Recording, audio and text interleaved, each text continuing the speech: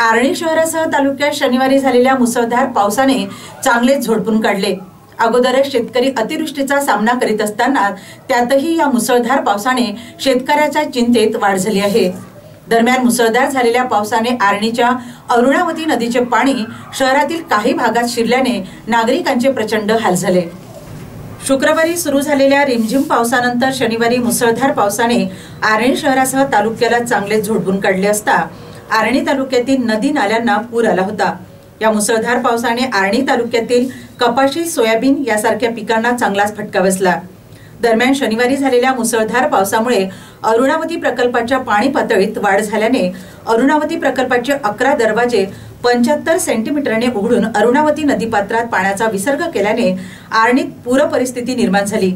अरुणावती नदीवरील बाबा कंबलपोश दर्ग्यावरून पाणी वाढल्याने या पुलावरून वाहतूक बंद करण्यात आली होती। दरम्यान या पुराच्या पाण्यामुळे आर्णी शहरातील शास्त्रीनगर व मोमेनपुरा या भागातील नागरिकांच्या घरात पाणी शिरल्याने जनजीवन विस्कळीत झाले। यावेळी माजी उपनगराध्यक्ष कादर इसानी, माजी नगर परिषद सभापती अनवर पठाण, पत्रकार आरिफ शेख यांच्यासह असंख्य स्थानिक नागरिकांनी पूरग्रस्तांना सुरक्षित स्थळी हलविले।